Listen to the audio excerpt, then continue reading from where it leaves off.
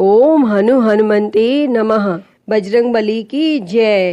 प्रिय भक्तजनों, मंगलवार का दिन भगवान हनुमान जी को समर्पित है। इस दिन सुख संपत्ति, यश और संतान प्राप्ति के लिए मंगलवार का व्रत रखना शुभ माना जाता है और हनुमान जी से जुड़ी मंगलवार व्रत कथा का पाठ अथवा श्रवण करके इस व्रत को पूरी श्रद्धा के साथ पूर्ण करना चाहिए। प्रिय भक्तजनों, आज हम इस वीडियो में मंगलवार की व्रत कथा सुनेंगे, तो आइए सुनते हैं। उससे पहले आप सभी प्रेम से बोलिए बजरंगबली की जय। एक समय व्यास जी ने कहा कि एक बार नैमिषारण्य तीर्थ में 80,000 मुनि एकत्र होकर पुराणों के ज्ञाता श्री सूत जी से पूछने लगे, हे महामुने, आपने हमें अनेक पुराणों की कथाएं सुनाई हैं। अब कृपा करके हमें ऐसा व्रत और कथा बताएं जिसके करने से संतान की प्राप्ति हो तथा मनुष्यों को रोग, शोक, अग्नि, सर्व दुख आदि का भय दूर हो, क्योंकि कलयुग में सभी जीवों की आयु बहुत कम है। फिर इस पर उन्हें रोग चिंता के कष्ट लगे रहेंगे, तो फिर वह श्री हरि के चरणों में अपना ध्यान कैसे लगा सकेंगे। तब श्री सूत जी बोले, हे मुनियों, आपने लोक कल्याण के लिए बहुत ही उत्तम बात पूछी है। एक बार युधिष्ठिर ने भगवान श्री कृष्ण से लोक कल्याण के लिए यही प्रश्न किया था। भगवान श्री कृष्ण और युधिष्ठिर का संवाद तुम्हारे सामने कहता हूँ, ध्यान देकर सुनो। एक समय पांडवों की सभा में श्री कृष्ण जी बैठे हुए थे। तब युधिष्ठिर ने भगवान श्री कृष्ण से प्रश्न किया, हे प्रभु, हे नंद नंदन गोविंद, आपने मेरे लिए अनेकों कथाएं सुनाई हैं।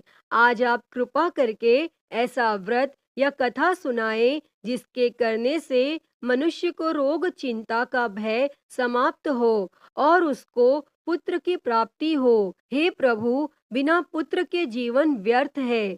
पुत्र के बिना मनुष्य नरकगामी होता है और पुत्र के बिना मनुष्य पितृ ऋण से छुटकारा नहीं पा सकता और न ही उसका पुण्य नामक नरक से उद्धार हो सकता है। अतः पुत्रदायक व्रत बतलाएं। तब श्री कृष्ण भगवान बोले, हे राजन, मैं एक प्राचीन इतिहास सुनाता हूँ, आप उसे ध्यान पूर्वक सुनो। कुंडलपुर नामक एक नगर था। उसमें नंदा नामक एक ब्राह्मण रहता था और भगवान की कृपा से उसके पास सब कुछ था। फिर भी वह दुखी था। इसका कारण यह था कि ब्राह्मण की स्त्री सुनंदा के कोई संतान न थी। सुनंदा पतिव्रता थी, भक्ति पूर्वक श्री हनुमान जी की आराधना करती थी और मंगलवार के दिन व्रत करके अंत में भोजन बनाकर हनुमान जी का भोग लगाने के बाद स्वयं भोजन करती थी। एक बार मंगलवार के दिन ब्राह्मणी गृह कार्य की अधिकता के कारण हनुमान जी को भोग न लगा सकी, तो इस पर उसे बहुत दुख हुआ और उसने कुछ भी नहीं खाया और अपने मन में प्रण किया कि अब तो अगले मंगलवार को ही हनुमान जी को भोग लगाकर अन्न जल ग्रहण करूंगी। तब ब्राह्मणी सुनंदा प्रतिदिन भोजन बनाती, श्रद्धा पूर्वक पति को खिलाती, परंतु स्वयं भोजन नहीं करती और मन ही मन श्री हनुमान जी की आराधना करती थी। इसी प्रकार 6 दिन गुजर गए और ब्राह्मणी सुनंदा अपने निश्चय के अनुसार भूखी प्यासी निराहार रही और अगले मंगलवार को ब्राह्मणी सुनंदा प्रातः काल ही बेहोश होकर गिर पड़ी। तब ब्राह्मणी सुनंदा की इस असीम भक्ति के प्रभाव से श्री हनुमान जी बहुत प्रसन्न हुए और प्रकट होकर बोले, सुनंदा, मैं तेरी भक्ति से बहुत प्रसन्न हूँ, तू उठ और वर मांग। तब सुनंदा अपने आराध्य देव श्री हनुमान जी को देखकर आनंद की अधिकता से विह्वल हो श्री हनुमान जी के चरणों में गिरकर बोली, हे प्रभु, मेरी कोई संतान नहीं है, कृपा करके मुझे संतान प्राप्ति का आशीर्वाद दें, आपकी अति कृपा होगी।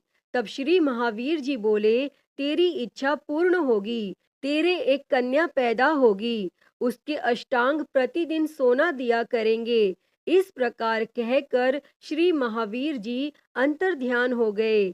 तब ब्राह्मणी सुनंदा बहुत हर्षित हुई और सभी समाचार अपने पति से कहा। तब ब्राह्मण देव कन्या का वरदान सुनकर कुछ दुखी हुए, परंतु सोना मिलने की बात सुनी तो बहुत प्रसन्न हुए और विचार किया कि ऐसी कन्या के साथ मेरी निर्धनता भी समाप्त हो जाएगी। तब श्री हनुमान जी की कृपा से वह ब्राह्मणी गर्भवती हुई और 10वें महीने में उसे बहुत ही सुंदर पुत्री प्राप्त हुई। यह बच्ची अपने पिता के घर में ठीक उसी तरह से बढ़ने लगी जिस प्रकार शुक्ल पक्ष का चंद्रमा बढ़ता है। और 10वें दिन ब्राह्मण ने उस बालिका का नामकरण संस्कार कराया। उसके कुल पुरोहित ने उस बालिका का नाम रत्नावली रखा, क्योंकि यह कन्या सोना प्रदान किया करती थी। इस कन्या ने पूर्व जन्म में बड़े ही विधान से मंगल देव का व्रत किया था।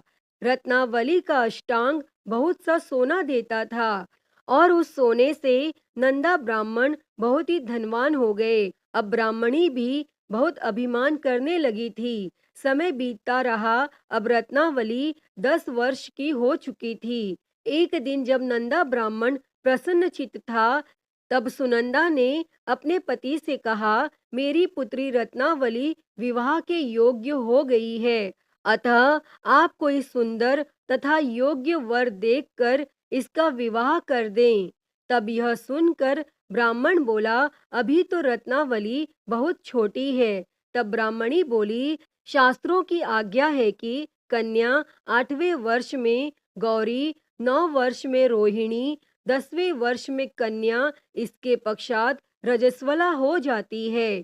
गौरी के दान से पाताल लोक की प्राप्ति होती है और रोहिणी के दान से वैकुंठ लोक की प्राप्ति होती है।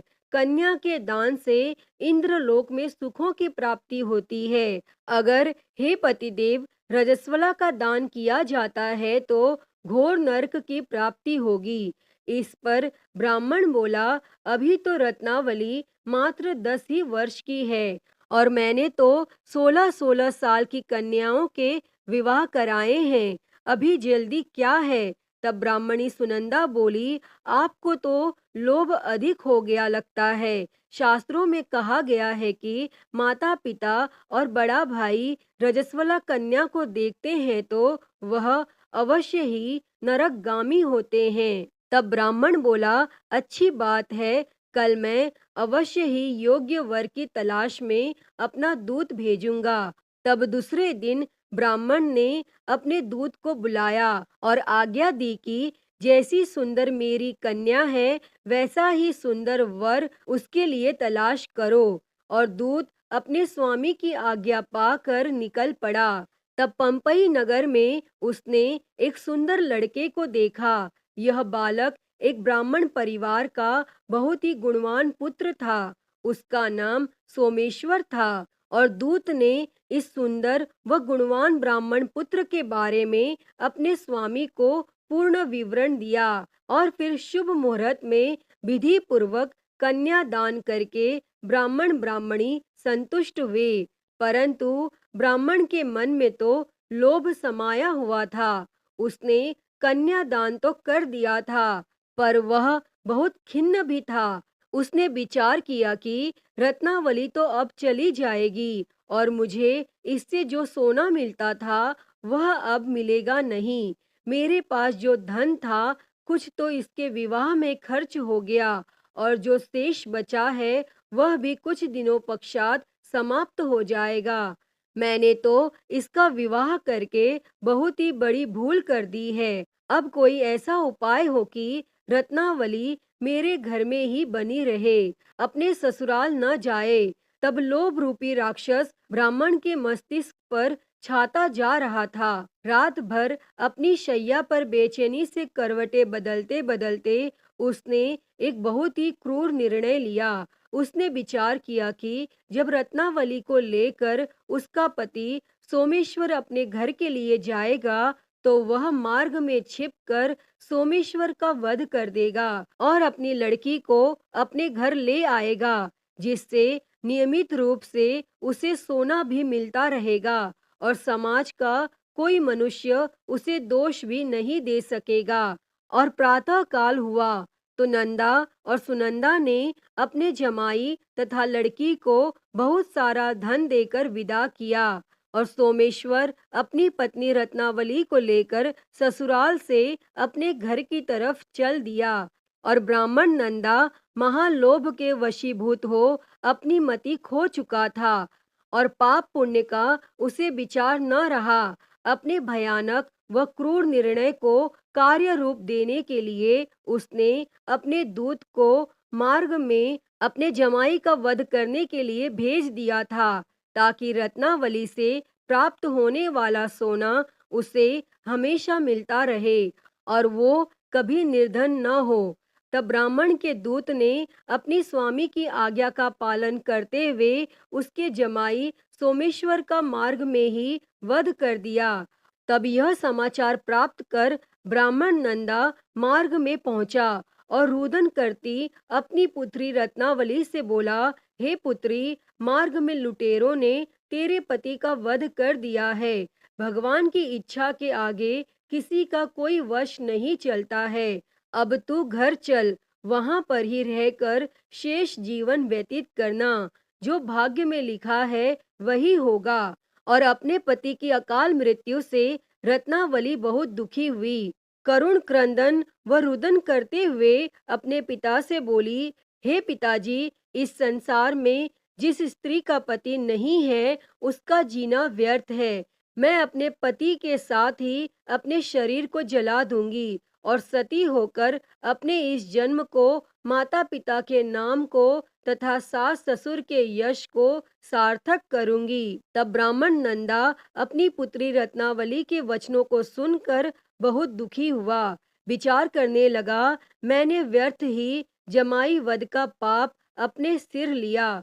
रत्नावली तो उसके पीछे अपने प्राण तक देने को तैयार है और मेरा तो दोनों तरफ से मरण हो गया। धन तो अब मिलेगा नहीं, जमाई वध के पाप के फलस्वरूप यम यातना भी भुगतनी पड़ेगी।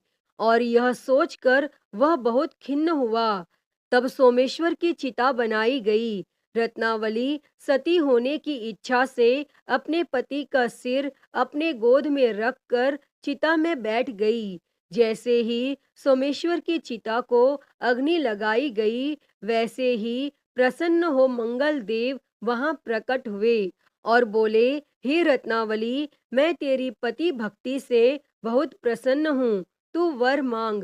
तब रत्नावली ने अपने पति का जीवन दान मांगा। तब मंगल देव बोले, रत्नावली, तेरा पति अजर अमर है, यह महाविद्वान भी होगा और इसके अतिरिक्त तेरी जो इच्छा हो वर मांग। तब रत्नावली बोली, हे ग्रहों के स्वामी, यदि आप मुझ पर प्रसन्न हैं तो मुझे यह वरदान दीजिए कि जो भी मनुष्य मंगलवार के दिन प्रातः काल लाल पुष्प लाल चंदन से पूजा करके आपका स्मरण करे, उसको रोग व्याधि न हो, स्वजनों का कभी वियोग न हो, सर्प अग्नि तथा शत्रुओं का भय न रहे। जो स्त्री मंगलवार का व्रत करे वह कभी विधवा न हो। और मंगल देव तथास्तु कहकर अंतर ध्यान हो गए। सोमेश्वर मंगल देव की कृपा से जीवित हो उठा। रत्नावली अपने पति को पुनः प्राप्त कर बहुत प्रसन्न हुई और मंगल देव का व्रत प्रत्येक मंगलवार को करके व्रत राज और मंगल देव की कृपा से इस लोक में सुख ऐश्वर्य को भोगते हुए अंत में अपने पति के साथ स्वर्ग लोक को गई। अतः हे मंगल देव, जैसी कृपा आपने रत्नावली और उसके पति सोमेश्वर पर की, वैसी ही कृपा इस कथा को कहते, सुनते और हुंकारा भरते सभी पर सदैव करना। तो सभी प्रेम से बोलिए, श्री मंगल देव की जय, श्री हनुमान जी की जय। प्रिय भक्तजनों, मैं उम्मीद करती हूँ कि आपको यह कथा पसंद आई होगी और अगर वीडियो अच्छी लगी हो तो इसे लाइक करें, ज़्यादा से ज़्यादा शेयर करें और कमेंट में बजरंग बली की जय लिखना ना भूलें और महाकाल भक्ति ज्ञान चैनल को सब्सक्राइब कर नोटिफिकेशन बेल को ज़रूर ऑन कर लें। हर हर महादेव। धन्यवाद।